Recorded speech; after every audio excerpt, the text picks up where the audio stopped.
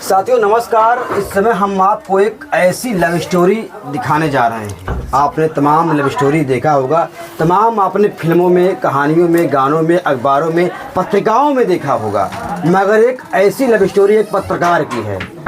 एक पत्रकार जो काफ़ी गरीबी से जूझता हुआ, संघर्ष करता हुआ युवक है, उसकी शादी होती है और एक ऐसी लड़की से शादी होती है जो शारीरिक रूप से दिव्यांग है।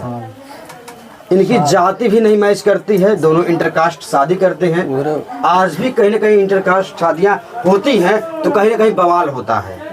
अभी राजस्थान में हमने देखा कैसे एक दलित लड़का जो है घोड़ी पर जब सवार होता है तो सैकड़ों पुलिस वाले आए थे।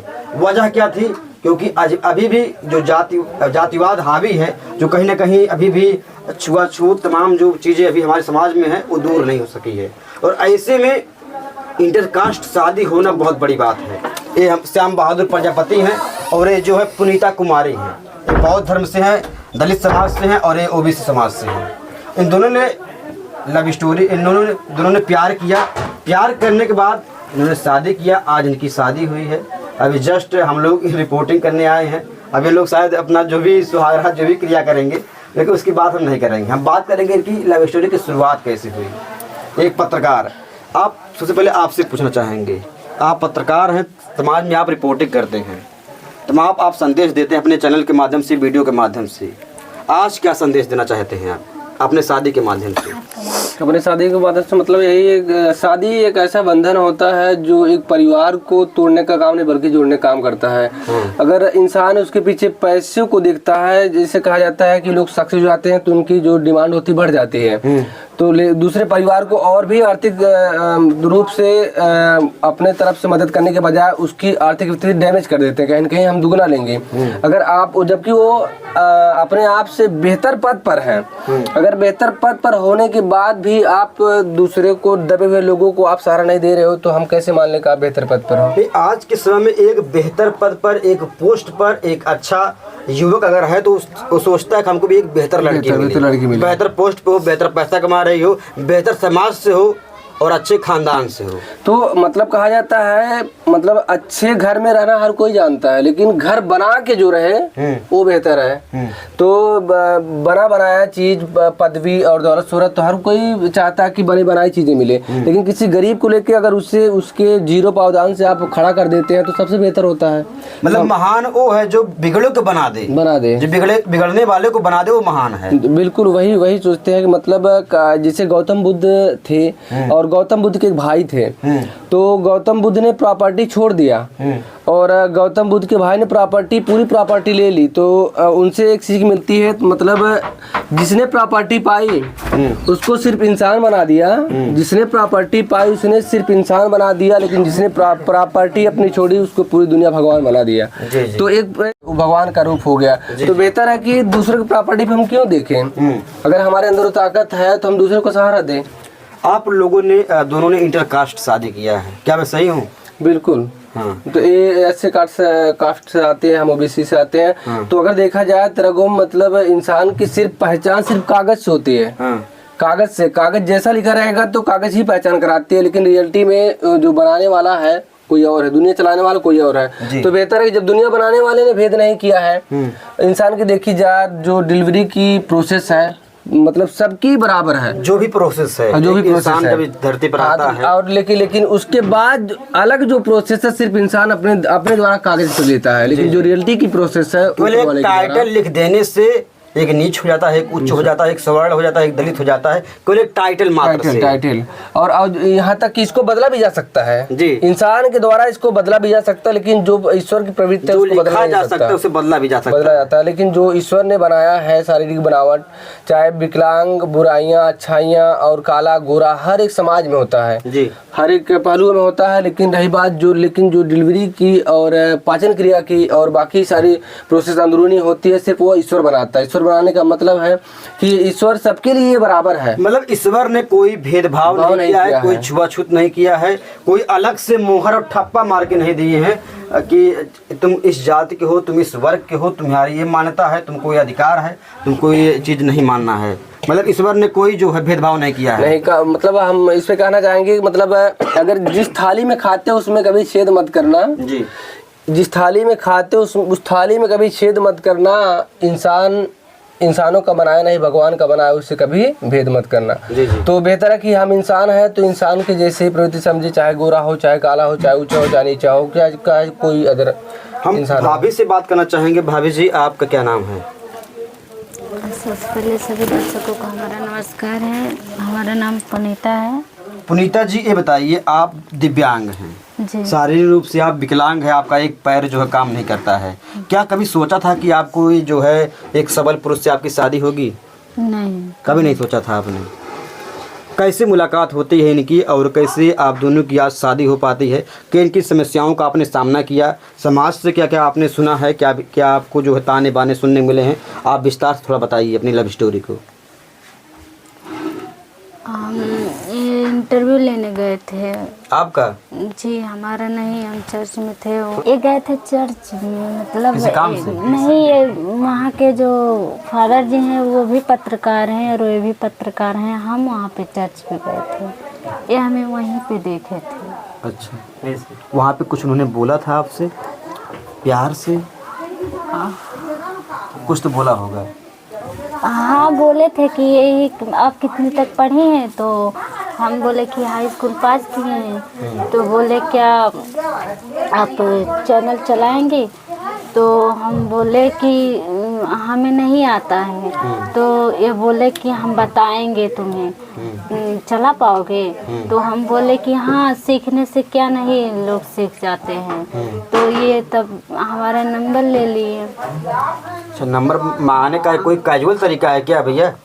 पहले सहायता करो, सहायता के बाद नंबर मांग लो। तो भाई नहीं, ये लड़की पटाने का तरीका भी हो सकता है, मैं इसके बारे में नहीं कहूँगा, मगर आप हेल्प करने के माध्यम से नंबर मांग लेते हैं। ये कौन सी बात है? ये कोई जरूरी नहीं है कि मतलब जितने नंबर मांगे जैसे पटाया ही जाए। तो आपकी सोच इसका मतलब आपने पहले कहा कि आपका चैनल बना देंगे, आपने थोड़ा सा मोटिवेट किया इनको, हाँ, तो मतलब और नंबर भी मांग लिया आपने। क्योंकि ये मतलब जो इनकी पारिवारिक स्थिति थी और जो शारीरिक पीड़ा थी, मतलब शायद किसी से अपने परिवार की स्थिति कह रही थी। ऐसी सी बात है। तो हमें बहुत तो वो लगा कि मतलब हम एक बार कहते हैं अगर शादी कर लेंगे तो कोई बात नहीं तो कोई वैसी कोई स्थिति नहीं पैदा होगी कि हम जबरी करें या फिर कुछ करें। हम कहीं अपने माँ बाप से बात करें। तो आपने वहाँ सहायता करने के लिए कोई नंबर मांगा था?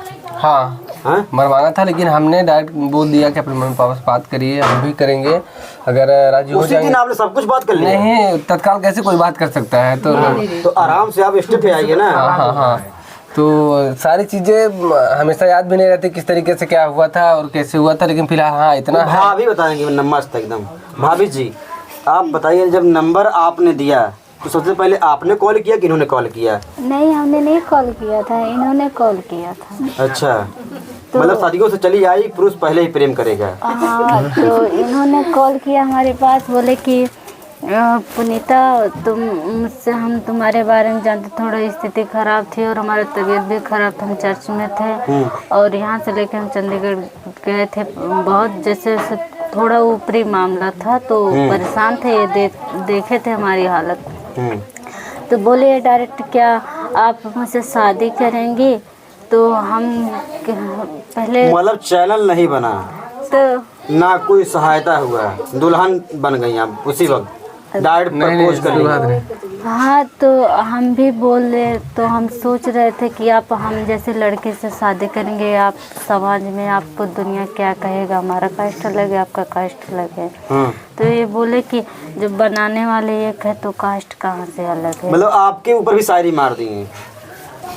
शायरी की वजह से हम बता दें कि शादी होने का एकमात्र राज है शायरी और यूट्यूब का एक खेल, चाहे कहीं बहाना या कहीं फंसाना, लेकिन इनके शादी का एक ही निशाना, वो है शायरी।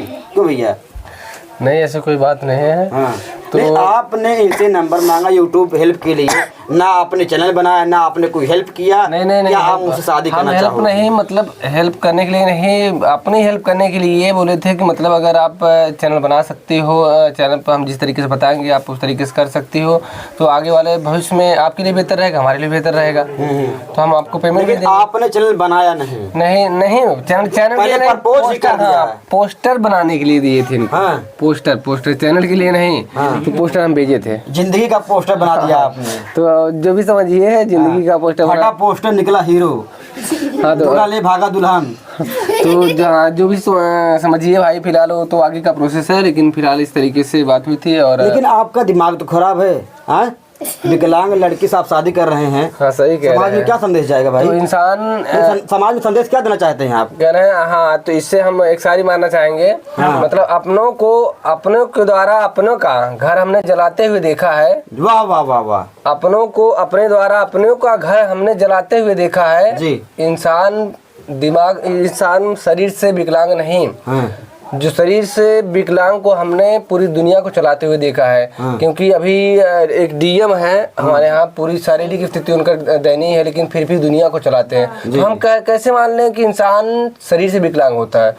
और अच्छे खासे लोग, इनके जो है गहना पैसा और धन पर आपका जो है फोकस था, लालच था कि इनका पैसा गहना हम ले लेंगे। तो अगर गहना, इसीलिए आपने विकलांग लड़की शादी कर लिया। ऐसी मुद्दे की बात करो ना भाई। तो कहाँ से गहने की बात आ गई भाई? अगर गहना देखे हो तो हमारे लिए बहुत ऑफर आ रहे थे, बहुत लड़कियां कह रही थी हमें, और हम यहाँ तक कि अपने घर वालों को ठुकरा दिए और जबरदस्ती इनसे किए और बोले कि क्या कर रहे हो। यही लोग बोलेंगे आप लोग फेक है, आपकी शादी फेक है, वायरल होने का चक्कर है। तो दुनिया का मतलब सिस्टम होता है, जुबान होता है, वो कुछ भी कह सकता है। आप कह सकते हैं जैसे जिस तरीके से आप सवाल मैं तो क्वेश्चन कर रहा हूँ बस। तो बस सच्चाई आपको बताना है। बस वो सेम प्रोसेस है। उसको ये भी नहीं पता कि आप दूल्हे हैं, आप कहेंगे तो मैं मानूंगा कि आप दूल्हे हैं। तो वही मतलब होता है ना, दुनिया का लीगल अनलीगल होता है। दुनिया कोई भी चीज सामने आप पीछे से कह सकती है। देख सकते हैं हमारे बीच एक है यूट्यूबर दूल्हा और यूट्यूबरी दुल्हन। हाँ, मैं बता दूं आपको, इन दोनों ने प्यार किया। यूट्यूब अगर ना होता तो इन दोनों के बीच प्यार ना होता, अगर सोशल मीडिया ना होता इन दोनों के बीच प्यार ना होता, ना नंबर का आदान प्रदान होता, ना आज साथ फेरे लेते, ना आज इनकी शादी होती। बहुत बड़ी बात है कि यूट्यूब की वजह से आप पत्रकार हैं, ऐसे किसी से नंबर मांग लेंगे आप? कल कोई और गरीब मिलेगा, उसकी सहायता करेंगे आप, उससे भी नंबर मांग लेंगे। तो भाई भले जो पत्ता कटेगा फिर आप हमारे पास उड़ते हुए आएंगे। ऐसी बात नहीं है। हाँ। जो कुछ होता है ऊपर वाले का लिखने होता है। और जो भी हमारे हस्बैंड दुनिया लिख में दिया, नंबर मांग के लिख दिया। हमारे हस्बैंड बहुत अच्छे हैं। हाँ। और हम बहुत खुश हैं, हमारा परिवार भी खुश है।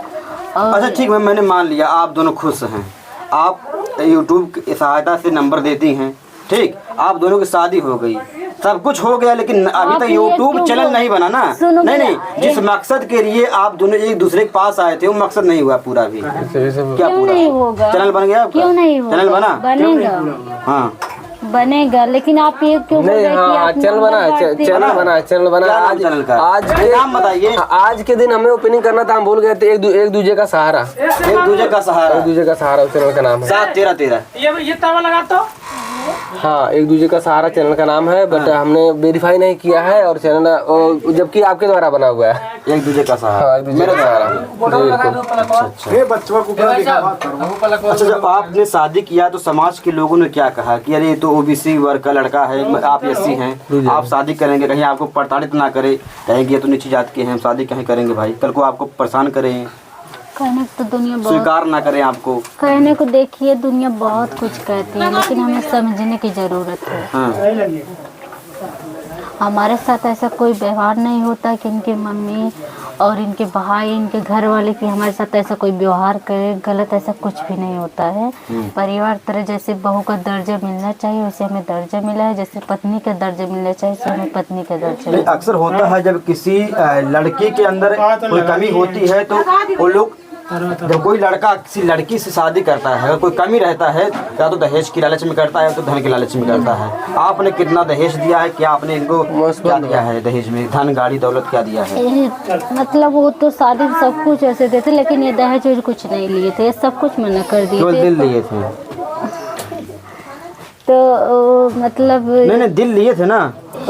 आप कैसे सवाल कर रहे हैं? हाँ, शादी हो गया, दिल भी नहीं दे पाए अभी? शादी के बाद दिल देंगी आप? क्या भैया दहेज में क्या मिला?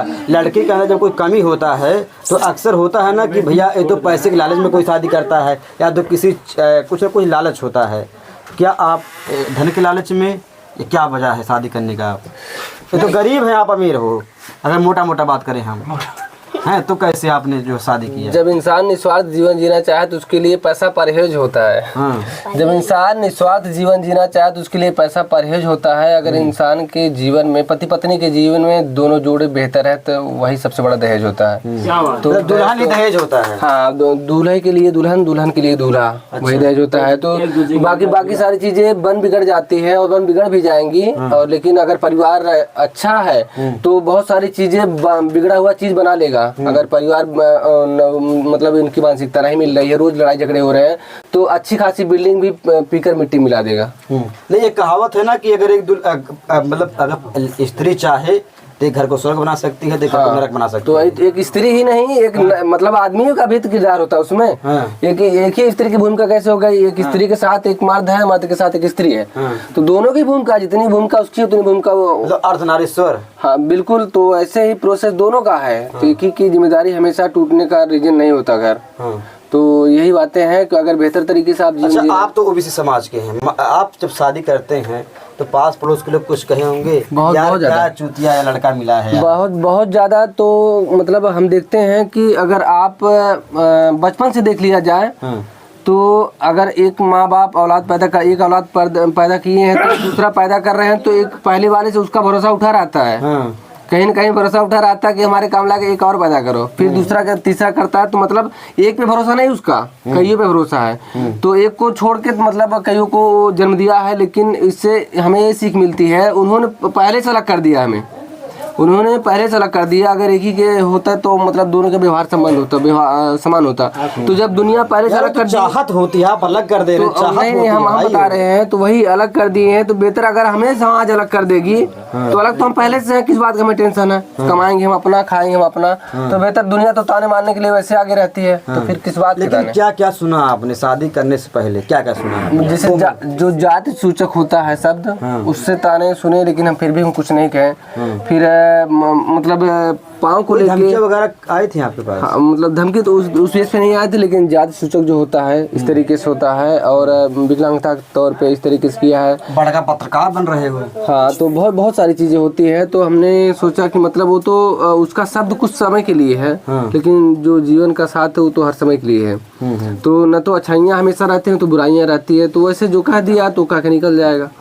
तो यही सोच के हम कुछ बोलते नहीं है फिलहाल। मतलब गुस्सा तो सबको आता है, ऐसी बात नहीं है। अगला इंसान उसको चुप कराने के लिए कुछ न कुछ जवाब देता है। तो इस तरीके से हम भी बोले, लेकिन बोलकर भी हम साइलेंट हो गए। फिर हम भैया दुल्हन सो चुकी है, फिलहाल अभी जगाने का प्रयास करते हैं। भाभी जी,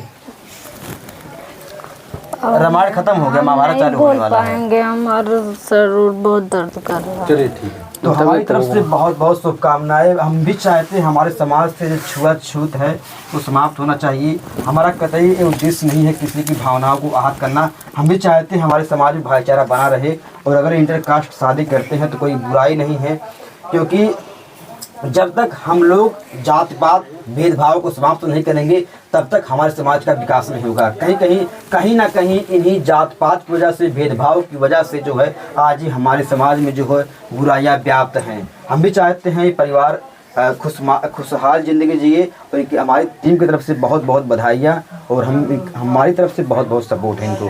तब तक के लिए जय हिंद, जय भारत।